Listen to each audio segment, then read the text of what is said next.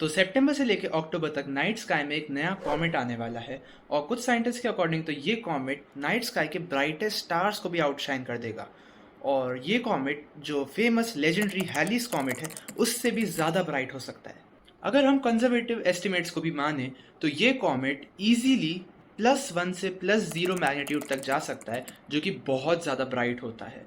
और ये comet easily Saturn को ब्राइटनेस से बीट कर देगा। मैं बात कर रहा हूँ the upcoming great comet C/2023 A3 Tsuchinshan ATLAS comet. तो कॉमेट C/2023 A3 सचेशन एटलस एक ओर्ट क्लाउड यानी आउटर सोलर सिस्टम से आने वाला एक कॉमेट है जो कि सन की एक ऑर्बिट लगभग 80,000 ईयर्स में करता है। कॉमेट को सबसे पहले एटलस ने 22 फरवरी 2023 को डिस्कवर किया था। एटलस, जिसका फुल फॉर्म है asteroid terrestrial impact last alert system, एक नियर अर्थ एस्टेरॉयड को आइडेंटिफाई करने के लिए मल्टीपल टेलीस्कोप्स का सिस्टम है जो कि यूजुअली एस्टेरॉयड्स को डिटेक्ट करने के काम आता है, लेकिन कई बार इससे कॉमेट्स को भी डिस्कवर कर लिया जाता है। जब साइंटिस्ट ने इस कॉमेट की ट्रेजेक्ट्री कैलकुलेट करी तब उन्हें पता चला कि इसे तो चाइना की पर्पल माउंटेन ऑब्जर्वेटरी ने ऑलरेडी 9 जनवरी 2023 को डिस्कवर कर लिया था। पर्पल माउंटेन ऑब्जर्वेटरी को सचेशन ऑब्जर्वेटरी भी कहा जाता है। डिस्कवरी के टाइम पर यह कॉमेट जुपिटर एंड सैटर्न की ऑर्बिट्स के बीच था और इसका मैग्नीट्यूड +19 से भी ज्यादा था। तो आप सोच के देखिए कि उस समय पर यह ऑब्जेक्ट कितना ज्यादा डिम था। कॉमेट की डिस्कवरी के बाद उसे स्टैंडर्ड नेमिंग कन्वेंशन के हिसाब से C/2023 A3 सचिनचिन एटलस नाम दिया गया। इसके नाम से ही हम लोग काफी सारी चीजें पता लगा सकते हैं। यहाँ C/ बताता है कि यह कॉमेट एक नॉन पीरियोडिक कॉमेट है जिसका ऑर्बिटल पीरियड 200 ईयर्स से भी ज्यादा है। 2023 of course denotes the year of discovery. A3 बताता है कि यह थर्ड ऑब्जेक्ट था जिसे जनवरी 2023 में डिस्कवर किया गया था। जो अल्फाबेट्स हैं उन्हें मंथ्स के अकॉर्डिंगली डिवाइड किया गया है। जैसे A जो है वो जनवरी का फर्स्ट हाफ बताता है, B for second half of January, C for first half of February and D for second half of February and so on. और लास्ट में कॉमेट को डिस्कवर करने वाली ऑब्जर्वेटरी, टेलीस्कोप या साइंटिस्ट का नाम आता है, जो कि इस केस में है सचिनचिन एंड एटलस कंबाइंड। अब इम्पोर्टेंट बातें कर लेते हैं कि ये कॉमेट कब और कहाँ दिखेगा। दिन प्रतिदिन इस कॉमेट की ब्राइटनेस बढ़ती जा रही है जैसे जैसे ये सन के पास बढ़ता जा रहा है, क्योंकि जैसे जैसे सन के पास बढ़ रहा है इसके ऊपर के जो वॉलेटाइल मटेरियल्स हैं जैसे आइस और सॉलिड हाइड्रोकार्बन्स वो इवेपोरेट हो रहे हैं और इवेपोरेट होकर एक टेल फॉर्म कर रहे हैं। तो कॉमेट का पेरिहीलियन, जो कि उसकी सन से सबसे क्लोजेस्ट अप्रोच होती है, वो 27 सितंबर 2024 को है।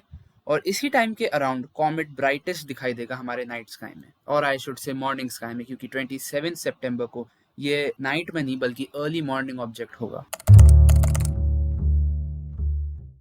मई से लेकर जून 2024 तक ये एक बहुत ही ज़्यादा डिम ऑब्जेक्ट रहने वाला है और वर्गो कॉन्स्टेलेशन में लोकेटेड होगा। इसका मैग्नीट्यूड +10 से +9 के बीच में रहेगा, जो कि ऑफ कोर्स बहुत ही ज़्यादा डिम होता है। हम लोग इसे नेकेड आई से नहीं देख सकते और एक टेलीस्कोप से भी इसको ढूंढने में बहुत दिक्कत आ सकती है अगर आप एक लाइट पॉल्यूटेड सिटी में रहते हो तो इसको ढूंढने के लिए अभी मतलब जून या फिर मई में इसको ढूंढने के लिए कम से कम एक टेलीस्कोप की ज़रूरत तो लगेगी। और तब भी एक टेलीस्कोप यूज़ करने के बाद भी ये सिर्फ एक फजी स्टार की तरह दिखाई देगा। इसकी कोई टेल अभी तक फॉर्म, मतलब कोई बड़ी टेल, सिग्निफिकेंट टेल अभी तक इसकी फॉर्म हुई नहीं है। मिड जुलाई में इसका मैग्नीट्यूड करीब 8.8 रहेगा और धीरे धीरे स्काई में इसका एल्टीट्यूड कम होता जाएगा, मतलब एक इवनिंग ऑब्जेक्ट बनता जाएगा धीरे धीरे, और धीरे धीरे सन के पीछे चला जाएगा। पूरे अगस्त से लेकर सितंबर स्टार्टिंग तक ये सन के बहुत क्लोज रहेगा, जिसके कारण ये उसके ग्लेयर में हिडन रहेगा।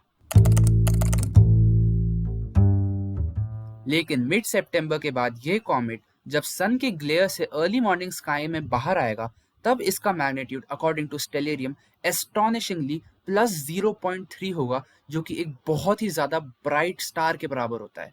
कुछ साइंटिस्ट का तो यह भी कहना है कि इस टाइम पीरियड में इस कॉमेट का मैग्नीट्यूड -1 तक जा सकता है। -1 यानी सीरियस स्टार के बराबर, जो कि नाइट स्काई का ब्राइटेस्ट स्टार है, उसके बराबर भी जा सकता है इसका मैग्नीट्यूड। बट अनफॉर्चुनेटली इस टाइम पे इसका एल्टीट्यूड बहुत बहुत ज़्यादा कम होने वाला है। मतलब नॉर्दर्न हेमिस्फीयर में तो ये एट इट्स पीक, मतलब 27 से लेके 28 29 सितंबर को ये 10 डिग्रीज अबव द होराइजन से भी नीचे रहने वाला है।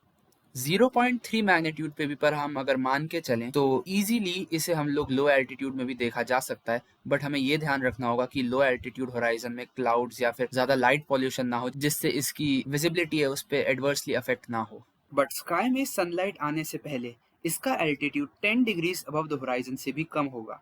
मतलब ये कॉमेट अर्ली मॉर्निंग स्काई में राइज तो हो रहा होगा, लेकिन कुछ ही समय बाद उसके राइज होने के बाद सनलाइट उससे गायब कर देगी। 28 सितंबर को पेरिहीलियन के बाद ये कॉमेट फिर धीरे धीरे सन की तरफ बढ़ना स्टार्ट कर देगा और फिर उसके ग्लेयर में गायब हो जाएगा। 5 अक्टूबर तक आते आते कॉमेट का सन से डिस्टेंस इतना कम हो जाएगा कि ये फिर से सन की तरफ गायब हो जाएगा और पूरी तरह डिसअपियर हो जाएगा। ये तो बस एक ट्रेलर है, पिक्चर अभी बाकी है मेरे दोस्त।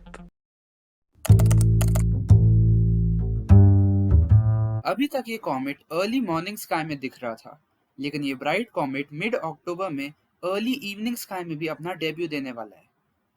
8 अक्टूबर को ये कॉमेट हमारे एंगल से यानी अर्थ के एंगल से सन से क्लोजेस्ट पास होकर इवनिंग स्काई में दिखना स्टार्ट हो जाएगा।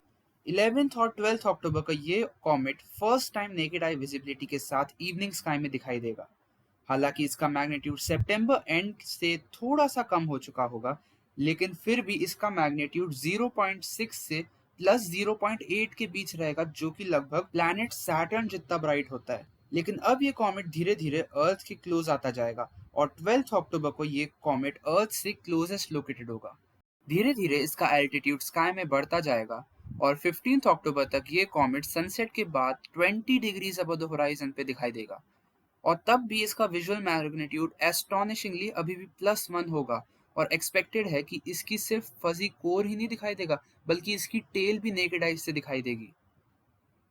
20 अक्टूबर आते आते इसका स्काई में एल्टीट्यूड +30 हो जाएगा और गेस कीजिए कि इसका मैग्नीट्यूड अभी भी क्या होगा, +2। जी हाँ दोस्तों, इस हाइट पर तो इतना ब्राइट फेमस हैलीज कॉमेट भी नहीं था, तो आप समझ रहे हो ना कि ये कॉमेट कितना ज्यादा रेयर है और कितना ब्यूटीफुल है। मतलब हम में से आधे से ज्यादा लोगों की लाइफ टाइम का सबसे ब्राइट कॉमेट होने वाला है जो हम अपनी लाइफ टाइम में देखेंगे।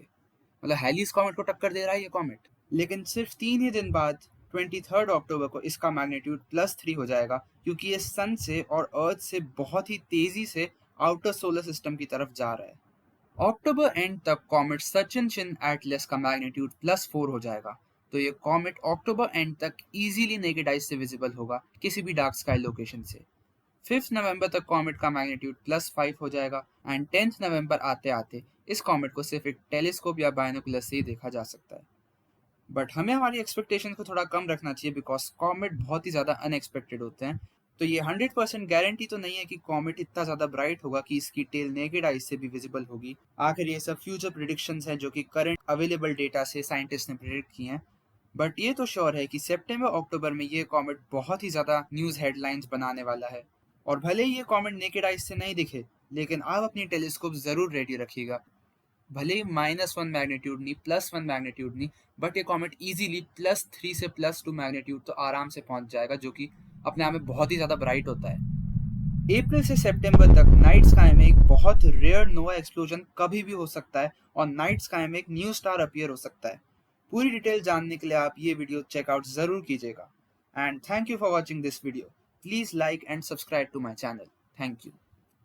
एक तो लाइक और शेयर ठोक दीजिए, महाकाल का दबा के लाइक और शेयर ठोक दीजिए, 5000 लौटे दिख जाना चाहिए।